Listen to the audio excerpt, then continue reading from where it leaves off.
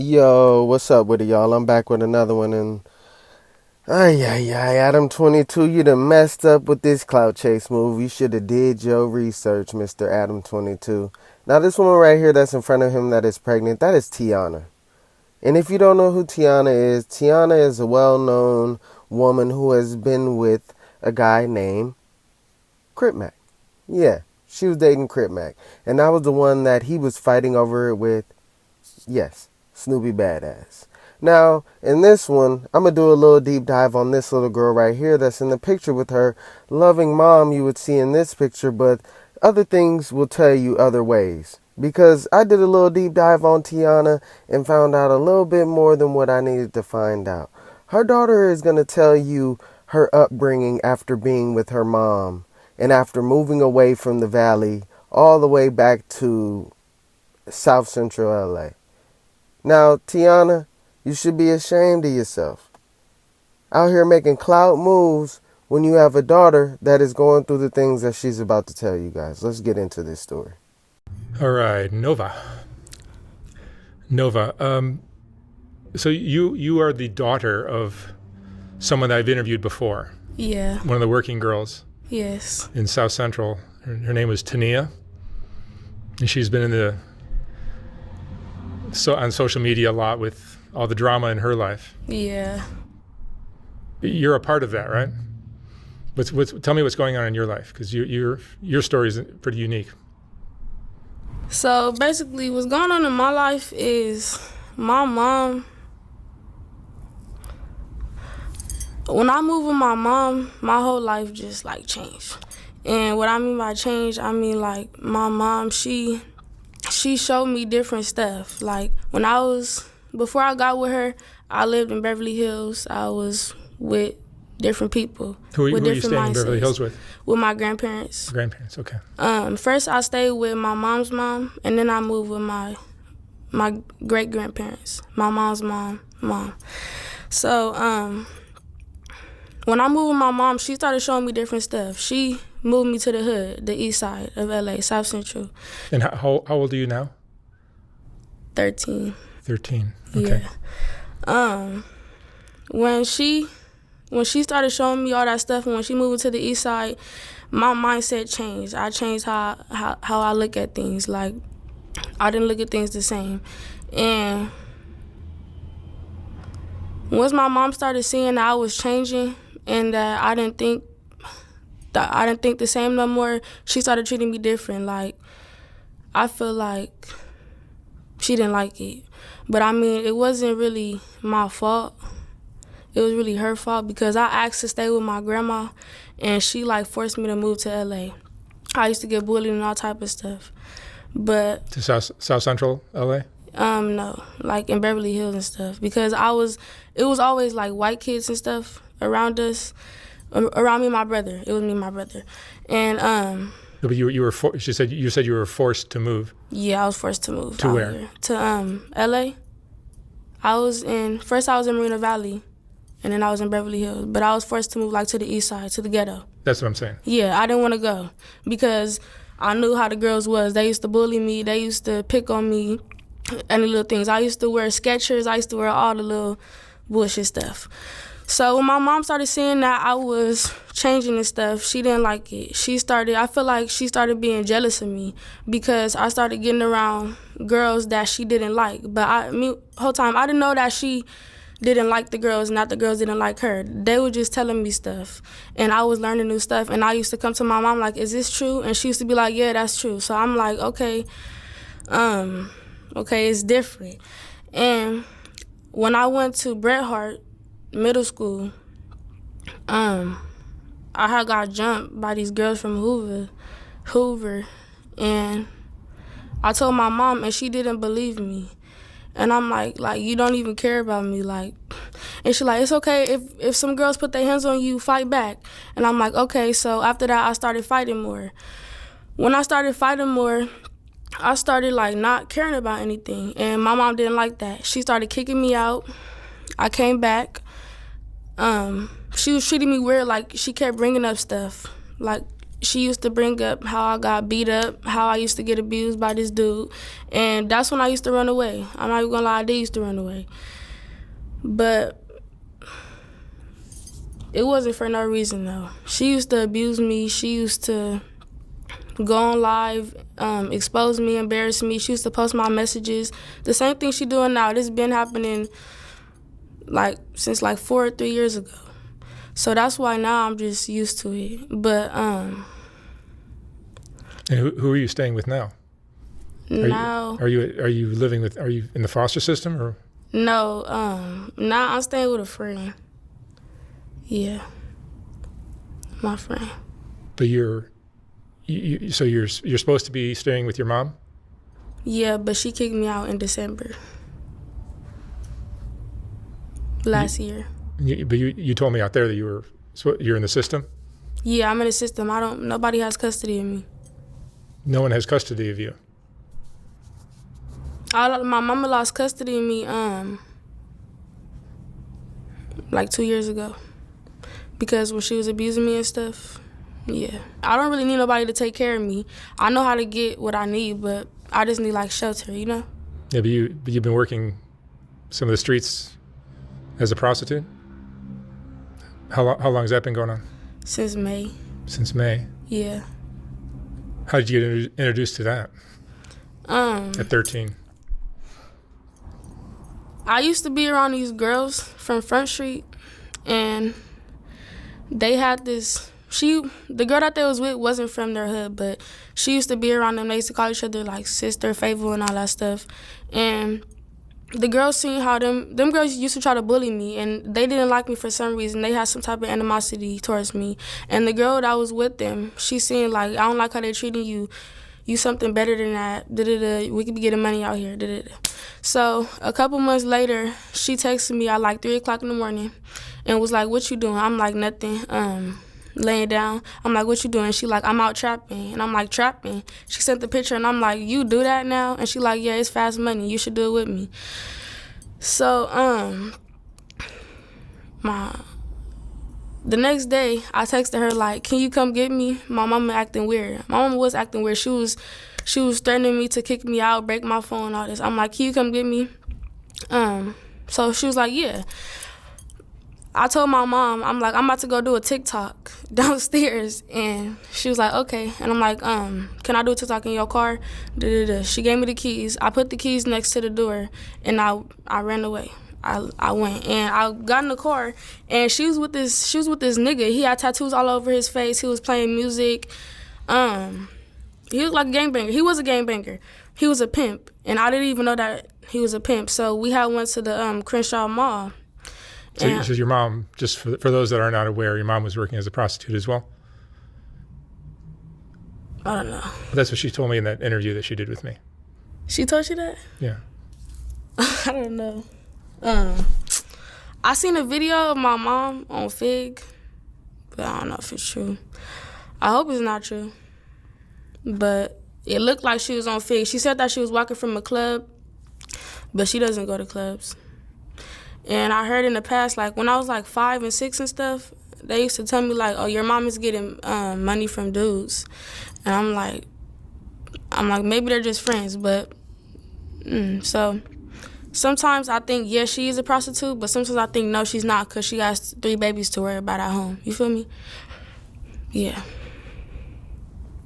And when she lost custody of you've been on your own since then? Yes. Are you going to high school, or you're not even high school age? What grade are you in? 9th grade. So you're a freshman in high school? Are you going to high school? You're not.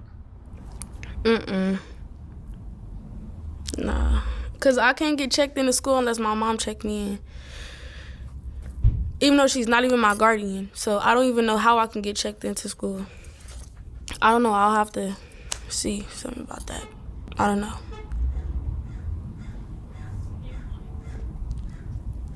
Do you have anyone you can go to? You just stay at friends' houses or whatever you can figure out? Whoever let me in. I mean, whoever wants to be nice, whoever is up at that time. You feel me? Are you Working with a pimp? Mm-mm. You're not working with a pimp. I can't do pimps. That's hard to believe at 13 years old. Yes, you don't have I a pimp know, on. but what I've experienced, I can't do a pimp. It's like you're outside selling, not to cuss, but you're outside selling your pussy just to give it to a nigga. That doesn't like sit right with me. Now, anyone with a heart who heard anything that little girl just said, you understand. You completely understand that this woman is a terrible mother. Terrible mother.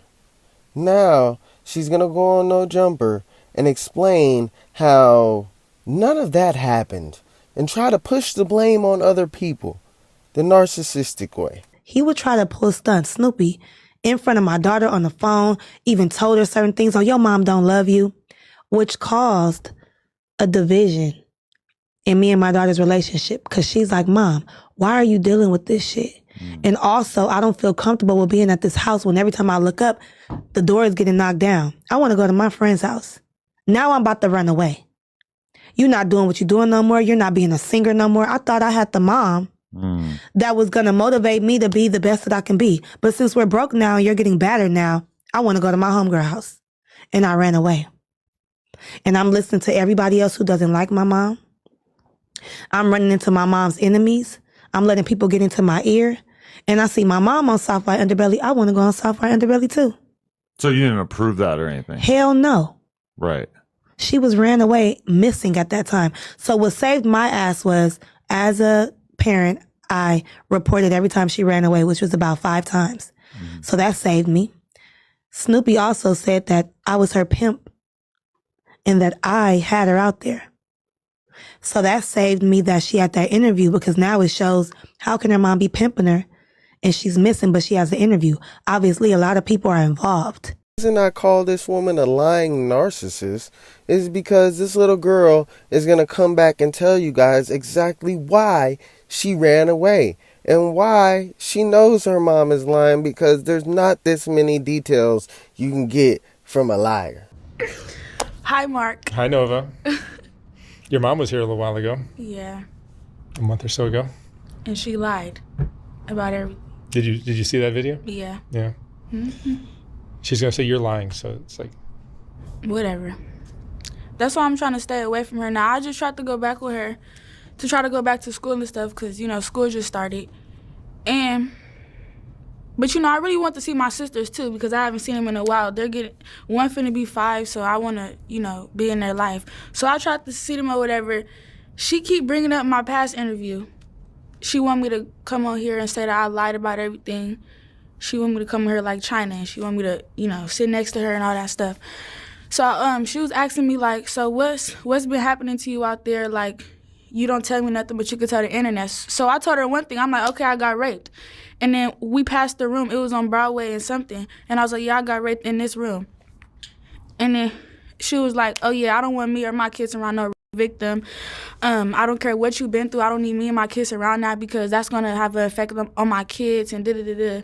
So that happened. so she doesn't want you around? Yeah, she doesn't want me around. And she tells me, like, it's better off when you're not here because it's less stress on me. And when I get the comments, it make me want to just put my hands on you and stuff. Like, I was sitting next to her, and it was on her new video, and they had commented, and it was like, you're jealous of Nova and da-da-da because she's prettier than you. And she gonna say, oh, I'm not jealous because I know how you really look in real life, man, what you really go through and da-da-da. Like, she just like to put me down. And that's why I be trying to go with her, but it's like, it's not gonna work. And then even when I have nowhere to go, that's how I ended up calling her, because I was dealing with this boy, and I had snuck out because he don't be letting me leave. I'm gonna talk about that.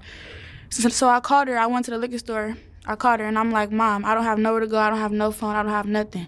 So she picked me up, and her favorite line, oh, she was looking toe up and da-da-da. She was like, oh, you look toe up. I'm like, yeah, he just beat me up. I had these scratches on my face, or whatever. And that's when we started talking about that stuff. So I was telling her, like, okay, I want to go get my phone. Because I asked her to pay for it, and she like, no, I'm not going to pay for it. And I'm like, well, would you at least go half with me? And she was like, yeah. So I told her, like, okay, my friend my friend, he about to give me some money, but I don't have to do nothing for it. And she like, okay. So it get about that time where it's not even nighttime or nothing. It get about that time where he's ready to come get me. And I'm like, okay, my friend about to come. And she like, what?